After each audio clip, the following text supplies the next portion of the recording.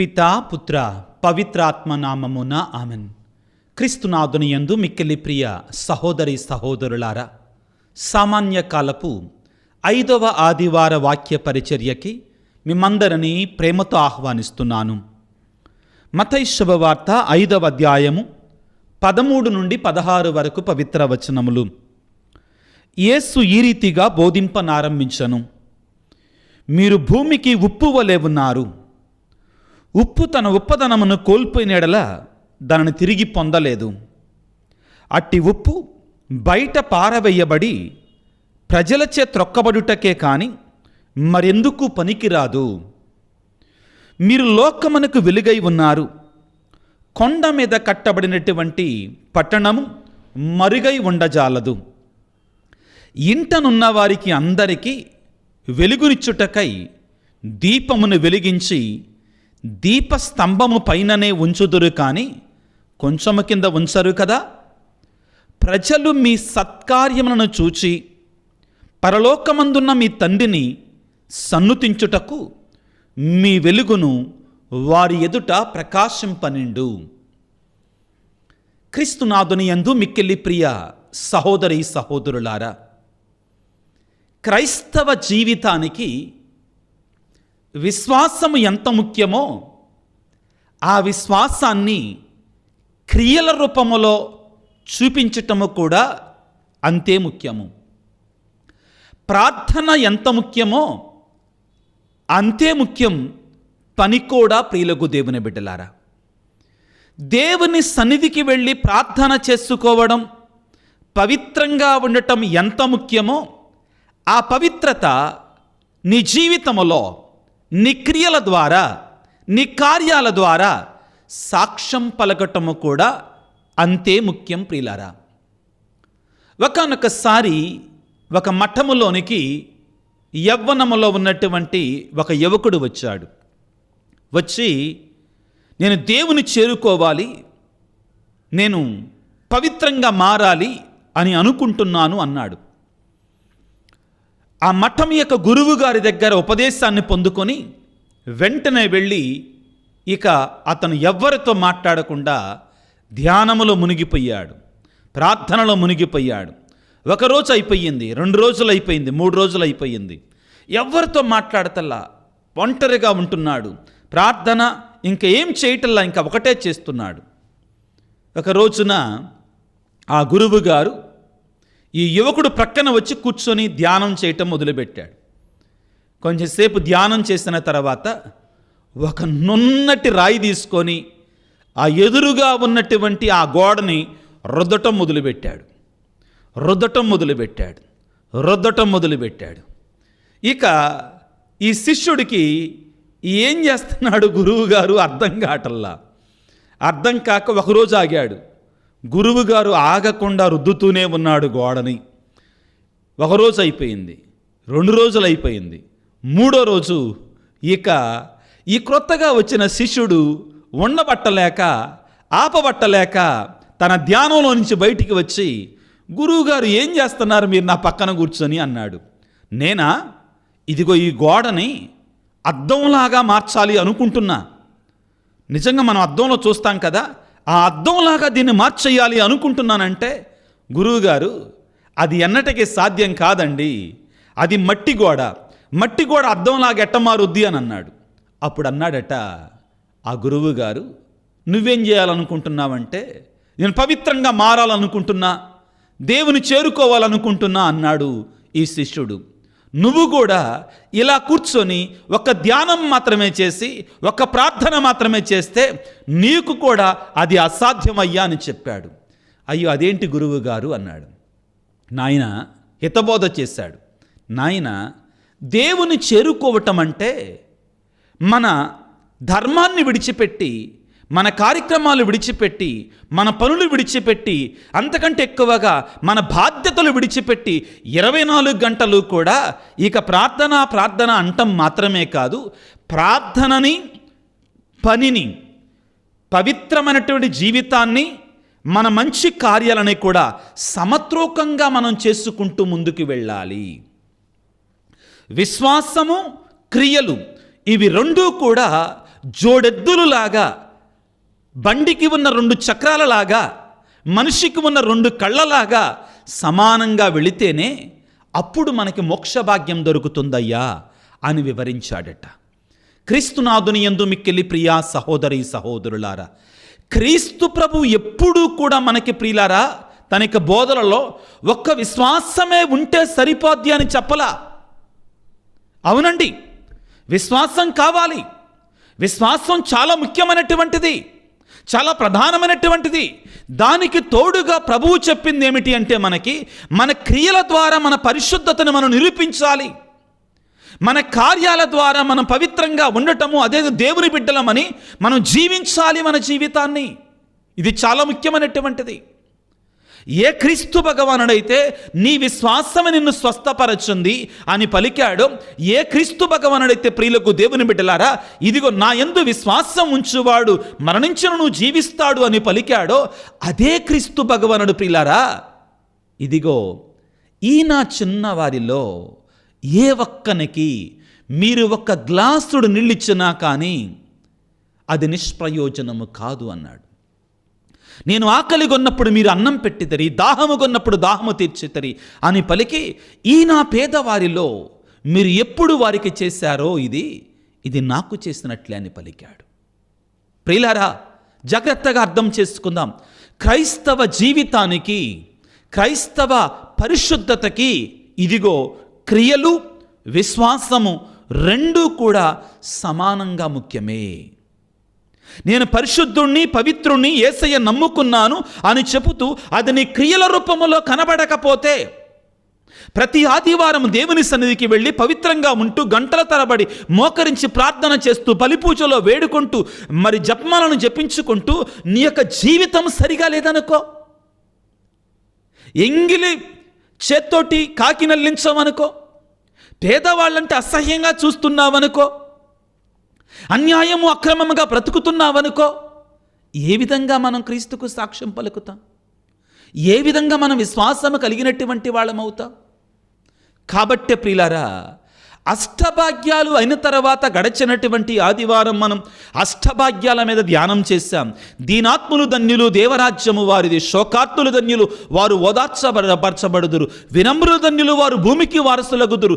ప్రభు యొక్క అష్టభాగ్యాలు చదివిన తర్వాత ఈ రోజున ప్రభు అంటున్నాడు, మీరు భూమికి ఉప్పులాగా ఉండాలి, లోకానికి వెలుగులాగా ఉండాలి అని ముగింపుగా ఒక మాట చెప్తాడు. ఏమంటారంటే, ప్రజలు మీ సత్కార్యములను చూచి ఏం చూడాలంటండి? మన జీవితాన్ని వాళ్ళు చూడాలి, మన బ్రతుకును వాళ్ళు చూడాలి. ప్రజలు మీ సత్కార్యాలు చూడాలి. ఆ సత్కార్యాలను బట్టి నీవు నా శిష్యుడివి, శిష్యురాలివి అని ప్రజలు నిన్ను అర్థం చేసుకోవాలి. ప్రియులారా అందుకనే రోమపత్రికలో పౌలు గారు ఈ విధంగా సెలవిస్తారండి, హృదయములో విశ్వసిస్తే ఒకటే సరిపోదు. ఈ ఆధునిక ప్రపంచంలో క్రైస్తవ్యం ప్రియులకు దేవుని బిడ్డలారా ఇదిగో దీనికి ఎక్కువ ప్రాధాన్యత. హృదయములో విశ్వసిస్తే ఒకటే సరిపోదు, దానికి తగినటువంటి క్రియలు నీలో ఉండాలి. దానికి తగినటువంటి క్రియలు నీలో ఉండాలి. రోమపత్రిక 10వ అధ్యాయం 9వ వచనంలో నీ నోటితో యేసు అని ప్రభువును ఒప్పుకోవాలి, నీ హృదయములో ఆయనని దేవుడు మరణము నుండి లేవనెత్తాడని విశ్వసించాలి, ప్రకటించాలి, నీ జీవితం ద్వారా ప్రకటించాలి. ఈనాడు మొదటి పట్టణము, సువిశేషము 2 కూడా ప్రియులారా మన క్రైస్తవ జీవితం అనేటువంటిది, క్రైస్తవుని యొక్క బ్రతుకు అనేటువంటిది విశ్వాసము, క్రియలు, ఇవి 2 మీద కూడా ముందుకు నడవాలి. అప్పుడే అది పరిపూర్ణమైనటువంటి రక్షణకి దారితీస్తుంది అని పలికారు. ప్రియులారా ఈనాడు మనం చదువుకున్నటువంటి మొదటి పట్టణాన్ని ఒకసారి ధ్యానం చేసుకుందాం. దేవుడు ఇశ్రాయేలు ప్రజలతో మాట్లాడుతూ ఉన్నాడు. యెషయా గ్రంథములో ప్రియులారా ముఖ్యముగా ఈనాటి పట్టణాన్ని యెషయా గ్రంథము 58వ అధ్యాయము 7వ వచనం నుండి మనం చదువుకునేటువంటి ఈ వాక్యం ఎక్కడి నుంచి తీసుకుందంటే, ఇశ్రాయేలు ప్రజలు ఇదిగో బాబిలోనియా బబులోను బానిసత్వంలో 50 సంవత్సరాలు మగ్గిన తర్వాత, 50 సంవత్సరాల పాటు బానిసలుగా బ్రతికిన తరువాత వారు వారి యొక్క స్వదేశానికి తిరిగి వచ్చారు. తిరిగి వచ్చిన సందర్భములో దేవుడు ఈ మాటలు చెప్తున్నాడు. ఈ మాటలు చెప్పింది సుమారుగా యెషయా గ్రంథం 58వ అధ్యాయము 7వ వచనం నుండి ప్రభువు పలికిన మాటలు ఎప్పుడు పలికారంటే, క్రీస్తు పూర్వం 587-88 కాలములో ఇదిగో ఆడు బానిసత్వము నుండి తిరిగి వచ్చిన తర్వాత పలికిన మాటలు ప్రియులారా. ఏమంటున్నారు? యెషయా గ్రంథము 58వ అధ్యాయము 8వ వచనం, అప్పుడు నా కృప ఉదయకాల సూర్యుని వలె మీపై ప్రకాశించును. ఎంత చక్కటి మాటలు ప్రియులారా. దేవుడు అంటున్నాడు, అప్పుడు నా కృప మీపై ఉదయకాల సూర్యుని వలె ప్రకాశిస్తుంది. ఇశ్రాయేలు ప్రజలతో దేవుడు పలికిన మాటలు ఇవి. మీ గాయములు త్వరగా మానును, మీ పుణ్యము మీకు ముందుగా నడుచును, నా సాన్నిధ్యము మీ వెనువెంట వచ్చును. ఎంత ఆశీర్వాదకరమైన మాటలు ప్రియులారా. ఆ తరువాత 9వ వచనములో, మీరు ప్రార్థించినప్పుడు నేను మీ వేడుకోలును ఆలింతును, మీరు మొరపెట్టినప్పుడు నేను మీకు ప్రత్యుత్తరం ఇత్తును. ఎంత ఆశీర్వాదకరమైన మాటలు బిడ్డలారా. దేవుడు అంటున్నాడు, ఇదిగో నా కృప ఉదయకాల సూర్యుని వలె మీపై ఉంటుంది. మీరు ప్రార్థిస్తే మీ ప్రార్థన నేను ఆలకిస్తాను, మీ వేడుకలు నేను ఆలిస్తానంటున్నాడు. కానీ దానికి ముందు ఒక చిన్న మాటను ఉంచాడు దేవుడు. ఏమిటి అది? అప్పుడు అన్నారండి. యెషయా గ్రంథం 58వ అధ్యాయం 8వ వచనములో అప్పుడు, ఎప్పుడంట? అప్పుడు నా కృప ఉదయకాల సూర్యుని వలె మీపై ఉంటుంది. ఇక తర్వాత దీవెనలు ఉన్నాయండి. మీ పుణ్యం మీకు ముందుగా నడుస్తుంది, నా సాన్నిధ్యం మీ వెనువంట వస్తుంది, మీ గాయములు త్వరగా మానిపోతాయి, మీరు ప్రార్థించినప్పుడు మీ మొరను ఆలకిస్తాను, మీరు వేడుకుంటే మీ వేడుకోలను ఆలిస్తానంటున్నాడు. దీవెనల మీద దీవెనలు చెప్తున్నాడు ప్రియులకు దేవుని బిడ్డలారా. 11వ వచనంలోనైతే, నేను ఎల్లప్పుడూ మేము నడిపింతును, మీ కోరికలు తీర్చి మీకు సంతృప్తిని వసగుదును, మీకు బలమును దయచేయుదును, మీరు నీరు కట్టిన తోట వలె కలకలలాడుదురు, వట్టిపోని చలము వలె ఒప్పుదురు. ఎంత గొప్ప దీవెనకరమైన మాటలు. కానీ వీటన్నిటికీ ముందు ఒక మాట ఉంది. అప్పుడు అన్నాడు. ఎప్పుడట? వాక్యాన్ని విందాం ప్రియులారా. మీ భోజనమును ఆకలిగొనినటువంటి వారికి వడ్డించినప్పుడు, మీ ఇల్లు వాకిలి ఇళ్ళు లేనటువంటి వారికి ఆశ్రయాన్ని ఇచ్చినప్పుడు, మీ ఇంట్లో బట్టలు లేనటువంటి వారికి దుస్తులు ఇచ్చినప్పుడు, మీ బంధువులకు మీరు సహాయమును నిరాకరించినప్పుడు, దేవుడు పలికిన మాటలు ప్రియులారా. ఇవన్నీ కూడా దేవుడు మనం దీవిస్తానంటున్నాడు, ఆశీర్వదిస్తానంటున్నాడు. తన కృప మనపై ఉదయకాల సూర్యుని వలె ఉంటుందంటున్నాడు. కానీ ఈ ఆశీర్వచనాలు, ఈ దీవెనలు, ఈ కృపలు మనపైకి రావాలంటే మనము కొన్ని చెయ్యాలి. ఏమిటట? ఆకలిగొన్న వారికి భోజనమును వడ్డింపుడు, ఇల్లు లేనటువంటి వారికి మీ ఇంటిని ఆశ్రయముగా చేయుడు, బట్టలు లేనటువంటి వారికి దుస్తులిండు, మీ బంధువులకు సహాయమును నిరాకరింపకురు అని పలుకుతున్నాడు.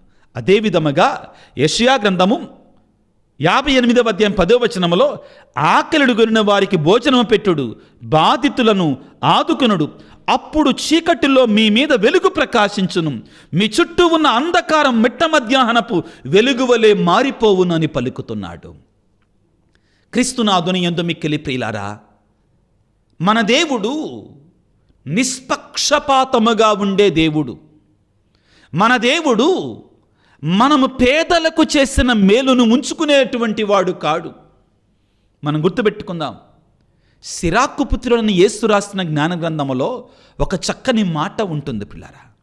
ఏమిటి అంటే, నీవు పేదలకు ఇచ్చినచో అది దేవునికి ఇచ్చినట్లే అని పలికి, నీ ఆపత్కాలమున నీకు ఆయన దానిని 7 రెట్లు అధికము చేసి నీకు ఇస్తాడు అంటున్నాడు. ప్రియ దేవుని బిడ్డ, మన క్రైస్తవ జీవితం ఏ విధముగా ఉంటుంది? మన క్రైస్తవ నడవడిక ఏ విధముగా ఉంటుంది? మనం ఏ విధంగా నడుస్తున్నాం ఆత్మ పరిశీలన చేసుకోండి. మనల్ని మనం మోసం చేసుకోవద్దు బిడ్డలారా, మనల్ని మనం మోసం చేసుకోవద్దు. ఒంటరిగా ఉన్నప్పుడు, ఎవరూ లేనప్పుడు పరలోక జపం, మంగళవార్త జపం, త్రిత్వాస్తోత్రం, వీలైతే విశ్వాస ప్రమాణం కూడా చెప్తాం. బయటికి వెళ్ళి ఏదైనా కానీ ఒక హోటల్లో భోంచేస్తున్నప్పుడు అందరూ చుట్టూ ఉన్నప్పుడు పితాపత్ర వేసుకోమంటే కంగారు పడతాం. ఈ మాట అంటున్నాను, ఎవరు బాధపడకండి. నిజమే, ఒక దేశంలో ఏ మతాన్నైనా కానీ అవలంబించవచ్చు అన్నప్పుడు ఒక మతాన్ని స్వీకరించాము కాబట్టి నాకు రావలసిన హక్కులు నాకు రావు అన్నటువంటి అధర్మమైనటువంటిది, అన్యాయం అది. ఈ దేశం లౌకిక దేశం, భారతదేశం లౌకిక దేశం అన్నప్పుడు, అన్న తర్వాత నేను మతం మారాను కాబట్టి నాకు వచ్చేటువంటి ఆ యొక్క సౌకర్యాలు కానీ, నాకు రావలసినటువంటి ఆ హక్కులు కానీ, నువ్వు మతం మారావు కాబట్టి, క్రైస్తవుడు అయ్యావు కాబట్టి నీకు రావు అనటం అనేటువంటి అధర్మం, అది అధర్మం. కానీ ఇప్పుడు చెప్పబోయేటువంటి దానిని మీరు సరిగా అర్థం చేసుకోండి. మనకు కొన్నిసార్లు కష్టం కలిగిన, మనకు కొన్నిసార్లు సవాలుగా ఉన్నా కానీ క్రీస్తుకు మనం సాక్ష్యం పలకగలిగినప్పుడే ప్రియులారా మనము ఇతరుల ముందు మన వెలుగును ప్రకాశించినటువంటి వారం అవుతాం. క్రియలు లేకుండా విశ్వాసం లేదు. ఆ క్రియల ద్వారానే మనం దేవుని కృపను పొందుకుంటాం. ఏమని ఉంటుందండి రోమాపత్రికలో? అబ్రహాము తన విశ్వాసము ద్వారా నీతిమంతునిగా ఎంచబడ్డాడు. వాక్యాన్ని చదువుకుంటే రోమాపత్రిక 4వ అధ్యాయము 22వ వచనములో అబ్రహాము తన విశ్వాసము ద్వారా నీతిమంతుడిగా ఎంచబడ్డాడు. ఇక్కడ విశ్వాసము ద్వారా నీతిమంతుడిగా ఎంచబడటం అంటే ఏంటి? ఊరికే కూర్చొని దేవుడా నేను నమ్ముతున్నా అన్నాడా? లేదు. ఆయన క్రియల రూపంలో అది నిరూపించాడు. ఎలాగా? విడిచిపెట్టి రమ్మన్నప్పుడు బంధువులను, సొంత భూమిని, సొంత ప్రదేశాన్ని విడిచిపెట్టి ఆయన క్రియల రూపంలో దేవుడు చూపించిన మార్గానికి వెళ్ళాడు, మారు మాట్లాడకుండా. లేక వృద్ధాప్యములో ఒకగానొక కొడుకు కలిగినట్లు ఇస్సాకుని నాకు బలిగా అర్పించమంటే మొరాయ పర్వతం మీదకి వెళ్ళి కాళ్ళు చేతులు కట్టివేసి పీఠం మీద పడుకోబెట్టి కత్తిని పైకి లేపాడు. ఇది క్రియ, నిరూపించాడు. కాబట్టే అతను జాతులకు తండ్రిగా, నీకు నాకు విశ్వాసమందు ఆయన కూడా తండ్రే అనమాకండి. పాత నిబంధనకి మనకి సంబంధం లేదని, ఇప్పటికి కూడా ఆయన విశ్వాసమందు మనకు తండ్రే. ప్రభునందు ప్రియులారా, ఎలాగా అబ్రహాం నీతిమంతునిగా ఎంచబడ్డాడు? యోసేపు గారిని మత్తయి శుభవార్త 1వ అధ్యాయం 26వ వచనం నుంచి మనం చదువుకుంటే, 28వ వచనం నుంచి మనం చదువుకుంటే అక్కడ, క్షమించండి 28 కాదు, లూకా సువార్త 1వ అధ్యాయం 26వ వచనం. ఇక్కడ మత్తయి శుభవార్త 1వ అధ్యాయం 18, 19 వచనాల తర్వాత మనం చదువుకుంటే అతను నీతిమంతుడు అని సంబోధించబడ్డాడు. ఎలాగా? తరువాత ఆయన చేసిన కార్యాలు చూడండి.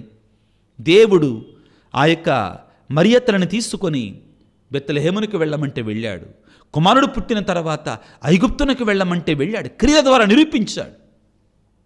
కాబట్టే ప్రియులారా, యాకోబు పత్రికాకారుడు మనందరి కూడా సవాలుతో కూడిన సందేశాన్ని ఈ విధంగా ఇస్తున్నాడు.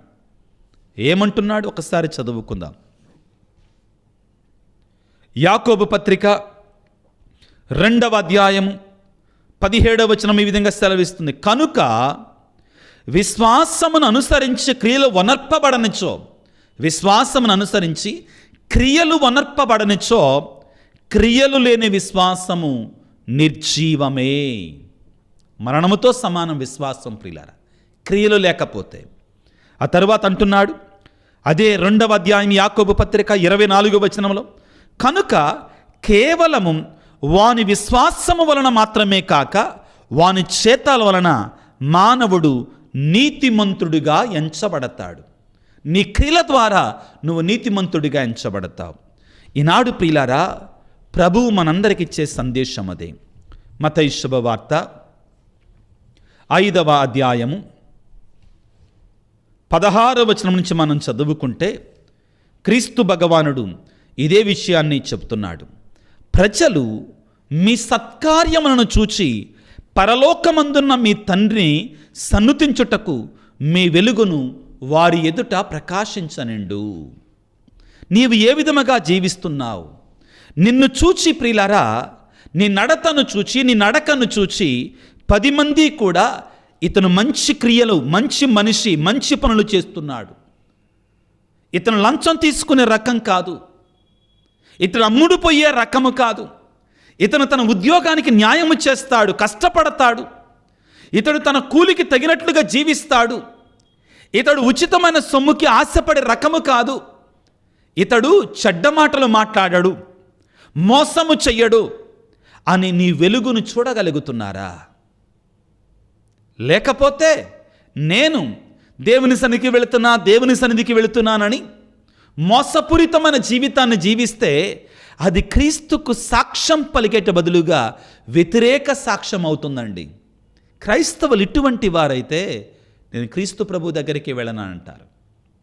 ఈనాడు మనము ఆ దేవాది దేవుని వేడుకుందాం పిల్లారా. దేవా, మాకు శక్తినివ్వండి అయ్యా, నీకు సాక్ష్యం పలికేటట్లుగా, నీ వెలుగును 10 మంది ముందు ప్రకాశించేటట్లుగా, మా క్రియల ద్వారా నీకు సాక్షులుగా ఉండే కృపను మాకు దయచేయమని వేడుకుందాం. ప్రియులారా, కథోలిక క్రైస్తవ విశ్వాసములో మనల్ని మోక్షానికి చేర్చేటువంటి 7 పరోపకార క్రియలు ఉన్నాయి. ఆ 7టిని చేయగలిగితే మోక్షాన్ని చేరుకుంటాం. ఇవి ఏమిటి? జాగ్రత్తగా ఆలకించండి. ఆకలి గొన్న వారికి అన్నం పెట్టటం, దాహము గొన్న వారికి దాహము తీర్చటం, వస్త్రములు లేనటువంటి వారికి వస్త్రాలు ఇవ్వడం, పరదేశులను ఆదరించటం. ముఖ్యంగా కొన్ని ప్రాంతాలలోకి పనులు చేసుకోవటానికి చాలా దూరం నుంచి వస్తుంటారు. అర్థమవుతుందా? వాళ్ళని కొంచెం ప్రేమతో చూడటం, వ్యాధిగ్రస్తులను పరామర్శించటం మోక్షాన్ని చేర్చేటువంటి 7 పవిత్రమైన కార్యాలు, పరోపకార క్రియలు. చెరసాలలో ఉన్నటువంటి వారిని సందర్శించటం, చనిపోయిన వారిని భూస్థాపితము చేయటం. ఇవి 7 పరోపకార క్రియలు. ఇవి చేయగలిగితే పుణ్యం మన వెంట వస్తుంది. ప్రభువుని వేడుకుందాం పిల్లారా. ఈనాడు ప్రత్యేకంగా ప్రభు అంటున్నారు, మీరు లోకానికి వెలుగుగా ఉండాలి, మీరు భూమికి ఉప్పుగా ఉండాలి. నీ ద్వారా మనుషుల మధ్యలో, మనుషుల జీవితాలలో కొంచెమైనా కానీ ఆశ కలగాలి. ఉప్పు ఏం చేస్తుందండి? రుచినిస్తుంది. మనుషుల జీవితాలలో ఆ ఆశ రావాలి. వేదన కాదు, నిరుత్సాహం కాదు రావాల్సింది. ఇతరులకు తోడుగా ఉంటున్నా నీ మాట ద్వారా, నీ వారికి చేరువలో ఉండటం ద్వారా, నీ క్రియల ద్వారా వారికి ధైర్యాన్ని ఇవ్వగలగాలి, ప్రోత్సాహాన్ని ఇవ్వగలగాలి. అప్పుడు నీవు లోకానికి వెలుగుగా ఉంటావు, భూమికి ఉప్పుగా ఉంటావు. ఉప్పు ఏం చేస్తుందండి? పాడైపోయే దానిని పాడు కాకుండా చేస్తుంది. ఉప్పు ఏం చేస్తుందండి? రుచినిస్తుంది. పిల్లారా, అర్థమవుతుందా? ఉప్పు ఏం చేస్తుంది? రుచినిస్తుంది. వెలుగు ఏం చేస్తుంది? చీకటిని పారద్రోలుతుంది. అటువంటి వ్యక్తులమ్మగా ఉండటానికి కావలసిన శక్తిని, అనుగ్రహాన్ని ప్రసాదించమని తలల వంచి ప్రార్థన చేసుకుందాం. సర్వశక్తిమంతుడా, సర్వోన్నతుడా యేసురాజా, మీరు లోకానికి వచ్చి తండ్రి, స్వర్గరాజ్యాన్ని చేరుకోవాలంటే, పరలోక రాజ్యములో భాగస్థులము కావాలంటే ఏ విధముగా ఉండాలి అని మీ జీవితం ద్వారానే మాకు నిరూపించారయ్యా. బాధలలో ఉన్నటువంటి వారిని ఓదార్చారు, పాపుల పక్షాన ఉన్నారు, కష్టాలలో ఉన్నటువంటి వారిని లేవనెత్తారు, బలపరిచారు, రోగులను స్వస్థపరిచారు. తండ్రి, మేము కూడా మా జీవితాలలో మాకున్న దానిని బట్టి ఇతరులకు సహాయం చేయటం, ఇతరులకు మంచి మాటలు చెప్పటం, పవిత్రమైన జీవితాన్ని జీవించటం, చెడుకు దూరంగా ఉండటం ద్వారా మీకు సాక్షులుగా ఉండడానికి, మా వెలుగును మీ యొక్క వెలుగుగా ప్రకాశించటానికి కావాల్సిన శక్తిని మాకు దయచేయండి. ఓ ప్రేమమయుడా, కనికర సంపన్నుడా, ఈనాడు అనారోగ్యముతో బాధపడుతున్న ప్రతి బిడ్డ కొరకే ప్రార్థిస్తూ నీ గాయపడిన హస్తాలతో వారిని తాకండి ప్రభువా. ప్రత్యేకమైన రీతిలో ప్రభువా, కుటుంబాలలో ప్రభువా నీ శాంతిని, సమాధానాన్ని సమృద్ధిగా నెలకొల్పండి. భార్యాభర్తల మధ్యలో, పిల్లల మధ్యలో ప్రభువా ప్రత్యేకమైన రీతిలో మీ యొక్క సఖ్యతని, ప్రేమ బంధాన్ని బలపరచండి. ఎంతోమంది బిడ్డలు యేసయ్యా అనారోగ్యంతో ఉండి, అయ్యా నాకు అధైర్యముగా ఉందయ్యా, నా కోసం ప్రార్థన చేయ్యా, నాకు శక్తిని వసేటట్లే ప్రార్థన చేయి, స్వస్థత కొరకే ప్రార్థన చేయమని అడుగుతున్నారు. ఆ బిడ్డలందరినీ మీకు సమర్పిస్తున్నాను తండ్రి. దీవించండి, నీ గాయపడిన హస్తాలతో వారిని తాకండి ప్రభువా, స్వస్థపరచండి నాయన. ప్రత్యేకమైన రీతిలో ప్రభువా ఈనాడు ఇదిగో ఎవరైతే బిడ్డలు మా కొరకే ప్రార్థించండి స్వామి అడిగారు, వారందరి కొరకే వేడుకుంటున్నాను తండ్రి. అదే రీతిగా క్రైస్తవులమైన మేం ప్రభువా నీకు నిజమైన సాక్షులుగా ఉండటానికి మా క్రియల ద్వారా, మా కార్యాల ద్వారా, మా జీవితం ద్వారా ఇదిగో నీకు సాక్ష్యాన్ని పలికే విధంగా మమ్మల్ని దీవించండి. ఒకవేళ మా జీవితాలు ఇదిగో మీకు వ్యతిరేక సాక్ష్యాన్ని పలుకుతుంటే మమ్మల్ని క్షమించండి నాయన. ఇక నుండైనా కానీ మేము మారి నీకు నిజమైన సాక్ష్యాన్ని పలికే కృపను మాకు దయచేయండి ప్రభువా. ఈ మధ్యకాలంలో ముఖ్యముగా ఈ మరియమాత, గుణదలమాత యొక్క లైవ్ ఇవ్వడానికి ఎంతోమంది ముందుకు వచ్చి వారికి ఆర్థిక సహాయాన్ని అందించి ఈ పవిత్రమైన కార్యములో వారందరూ పాలు పంచుకుంటుండగా, ఎవరైతే ప్రత్యేకంగా ఈ యొక్క లైవ్ కార్యక్రమం ఎంతో ఖర్చుతో కూడుకున్నటువంటి దానికి సహాయం చేస్తున్నారో ప్రభువా, వారందరి కొరక ఈరోజు ప్రత్యేకంగా ప్రార్థిస్తున్నాను తండ్రి. వారందరిని దీవించండి, ఆశీర్వదించండి ప్రభువా. వారి కుటుంబాలను దీవించండి. వారు నీ సేవకై చేసిన ప్రతి కార్యానికి కూడా, ప్రతి సహాయానికి వారిని నురంతలుగా దీవించి ఆశీర్వదించమని మా నాథుడైన క్రీస్తు ద్వారా వేడుకొనుచున్నాము తండ్రి, ఆమెన్. ప్రభువు మీతో ఉందురుగాక, మీ ఆత్మతో ఉందురుగాక. సర్వశక్తి గల సర్వేశ్వరుడు పిత, పుత్ర, పవిత్రాత్మ మిమ్ము మీ కుటుంబాలను చల్లగా దీవించి ఆశీర్వదించి కాపాడుదురుగాక. God bless you. దేవుడు మిమ్ము దీవించుగాక. ఆమెన్.